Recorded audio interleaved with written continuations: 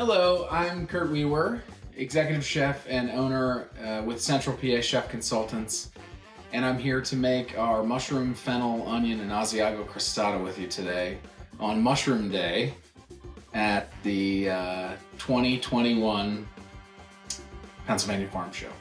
So the first thing we're going to do is these awesome mushrooms that we purchased at Giant, PA preferred shiitake mushrooms. The onions and the fennel, all are going to go in the pan together first. So mushrooms, this is fennel. If you've ever seen a fennel bulb, it's a crazy looking thing. And all of this stuff is great. We're going to be working with just this part right here, the bulb itself.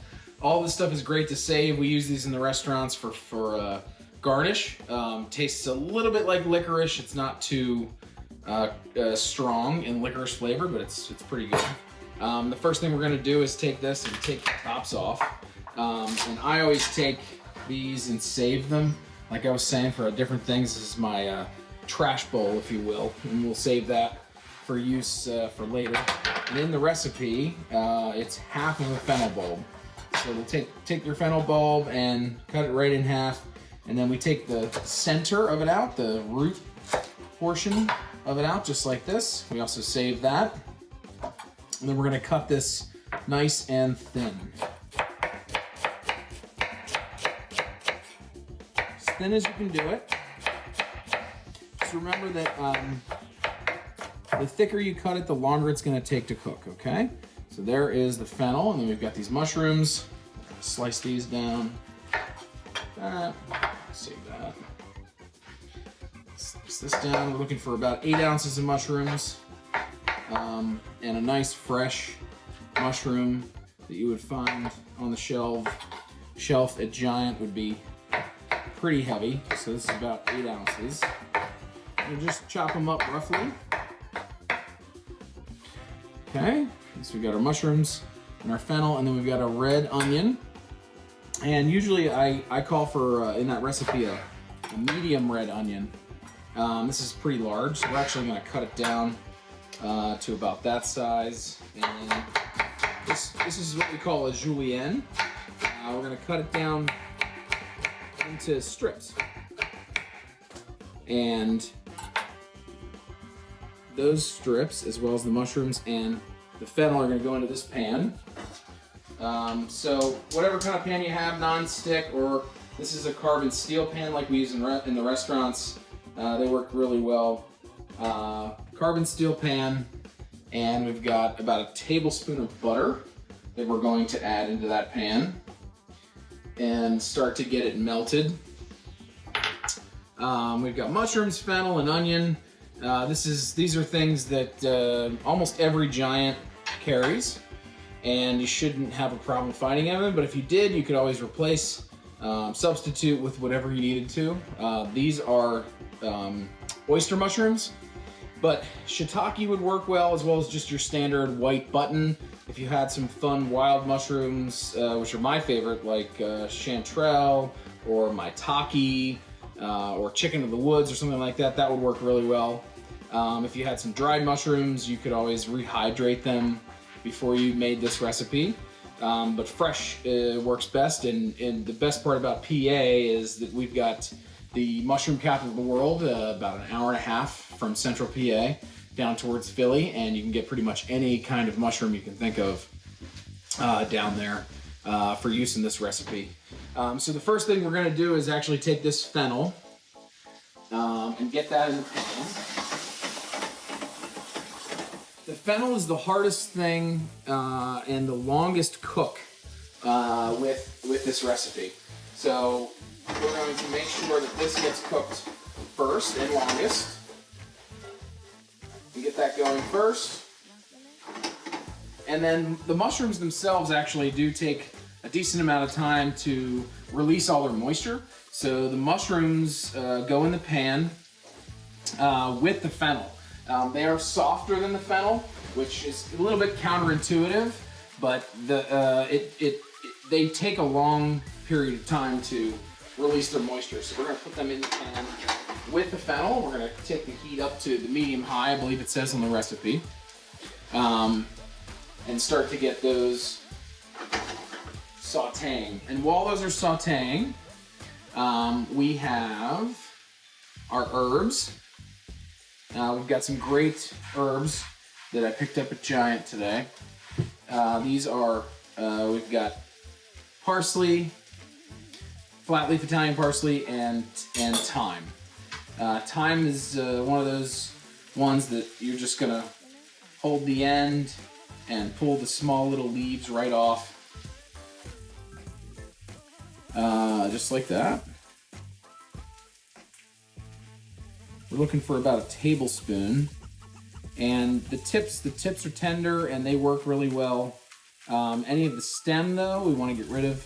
Anything like this, we want to get rid of that. We're looking for about a tablespoon. And got a couple little stems in here. We got to clean those off. Make sure to clean. And that looks pretty good. Let's see. Some more pieces, we're getting close. And then I take all these stems and I put them in my vegetable scrap. And this bowl right here is a bowl of vegetable scrap. I keep this in the freezer, and anytime I'm gonna make chicken stock or beef stock with the scraps from maybe a chicken or anything like that, I always keep them on hand so that I can add flavor. So we're sauteing mushrooms and fennel, and they get a head start basically on the onions. Now we're gonna add the onions in, and you just kind of break them apart so that they are individual pieces here. They're all gonna go in with the mushrooms and the fennel, and they take a little bit less time than those two to cook, but we want them to be somewhat soft and have a little bit of brown caramelization going on. That is really the developing flavor. You look in the pan, you can see that browning right there on the fennel.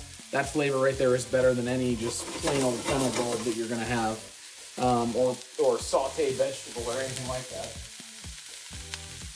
So while those are cooking, we're going to chop up the parsley and the thyme so that it's ready to go. We do need to add that in once they're cooked. So once you get your thyme all picked and all the little tiny leaves off there, you're gonna take your knife and just kind of go through it once or twice, just to chop it up a little bit smaller so that it mixes in nice with the sauteed veggies. Okay, so there's your thyme. And then here's the Italian flat leaf parsley. I prefer Italian flat leaf parsley to the curly parsley. It just works a little bit better. The flavor a little bit nicer. And then again, all the stems I put right into the bowl with all the scraps. And all those scraps we save for when we're making stock. I go back through it one more time. You don't have to, but I like to cut it a little bit smaller.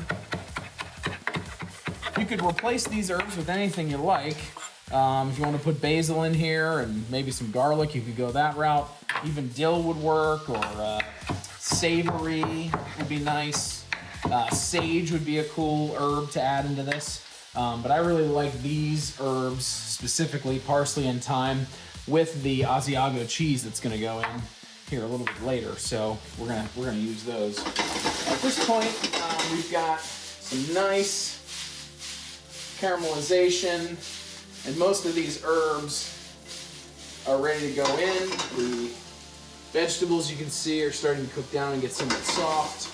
We're looking at maybe 10 to 12 minutes cooking on these herbs, vegetables, and we're going to turn the heat off completely. At this point, we add salt and pepper to taste. So we've got kosher salt, that's my go-to, and just a nice sprinkle. Really, the best way to gauge the salt and pepper in any of your recipes is to add and then taste. So it's whatever you like. I know what I like and what my family likes, so I've already added that, what we like to use. For you, add a little bit, mix it up, and then taste it. If it tastes good, go for it. If it needs a little bit more, add a little bit more. And then you can see, just mixing it in, salt and pepper. And then this entire pan of veggies, now that it's starting to get nice and soft, needs to go into the refrigerator. So I'm gonna grab a plate here and put them into the fridge so that we can cool them down so that we don't melt the pie shell we're gonna use to make the crostata. All right, so here we have nice and steamy veggies. And I'm going right in here to cool them down. In the recipe, it does say to let them sit at room temperature, but we're actually going to speed this up a little bit for the magic of TV kind of thing. So we're gonna put them in the refrigerator for a minute or two. Once they come out, the herbs are gonna go in. But for now, I'm gonna show you how to move on and roll out the pie crust. So this is just a regular old pie crust, which you could make your own, of course. But this is just a standard pie crust you can buy at just about any Giant. They come already flat, ready to go in a circle like you were making a pie. But we're gonna fold it up and make what's called a crostata with it. First things first, a little bit of flour down on your work surface. Okay? And then grab your pie shell. Okay, unroll it and lay it out right into the flour. A little bit of flour on top. A little bit of flour on your rolling pin. This is a specialty rolling pin that I use for rolling out tortillas and other things. This rolling pin itself is 14 inches wide. So basically, I take this rolling pin, and you can see we've got a little bit of a hole in it. It doesn't even matter because we're gonna roll the whole thing out together, and once it's done, it's gonna all come together. This 14-inch rolling pin is about the size that you want your pie shell to be when it's done as a circle. So we're gonna roll it out just like that. You can see it's about 14 inches this way, around 14 inches that way. And honestly, that's close enough. Next, we take a little bit of olive oil and we brush down the pan that we're gonna put it on. I'm using a restaurant style sheet tray, but if you have a cookie sheet that you use to bake cookies and bake at home, most of those are non-stick. If it's a non-stick pan, then you don't even need any of this. I use it just to make sure. I just like to make sure. So we're gonna roll this up.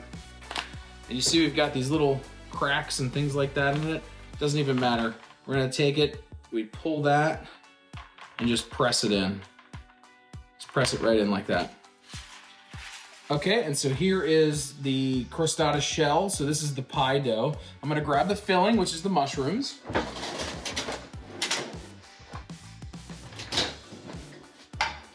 So we've got the mushrooms and the fennel and the onion, and we're gonna take all of this and put it right in the center.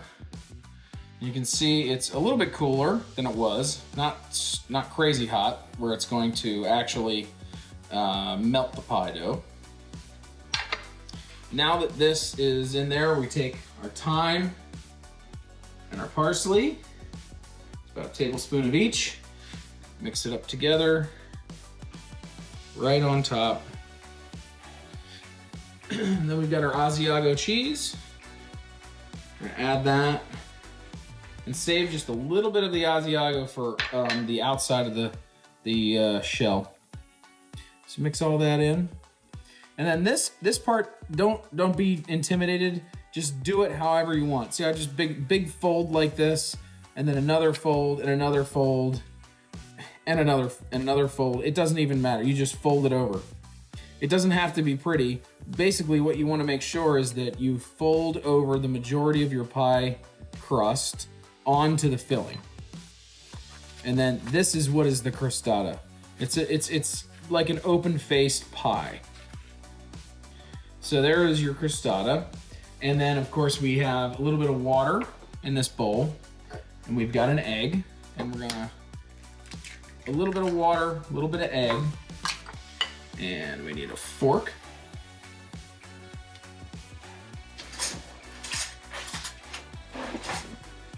these together, a little bit of water, a little bit of egg. The oven is set at 425, which if you're following along on the recipe, I neglected to mention in the video, but if you look at the recipe in the beginning, it does say to start your oven at 425. Once this is whipped with the egg, this is what's called an egg wash. All right, so that's now ready to go.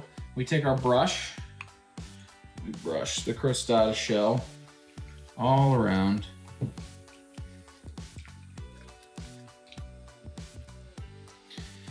Don't worry about the cracks and the folds. It's rustic. It looks great. Don't need to worry about that. Okay, and now we're gonna take a little bit more of the Asiago cheese and sprinkle it on the outside. Okay, so there's the crostata. This is gonna go in the oven for about 15 minutes total at 425. After about 7 minutes, I usually rotate it 180 degrees and go from whatever shelf I started it on to the other shelf. So if you start on the bottom, you go to the top. If you start at the top, you go to the bottom. I, of course, have one in here ready to go. And we're gonna show you what it looks like when it's done. This is that guy, the finished version of a mushroom, fennel, onion, and Asiago crostata. All right, so we're going to plop this guy right down onto the cutting board. And we're gonna give it a cut. So we just cut it like a pizza. Just like a pizza. There's 4 nice pieces right there. Got a really cool plate here. There's a nice slice. Finish with a little parsley and even a little bit more cheese if you want. And there it is. That is my mushroom, fennel, onion, and Asiago crostata. Again, thanks again for tuning in, and enjoy the rest of Virtual Farm Show for 2021. Thanks so much. Have a great day.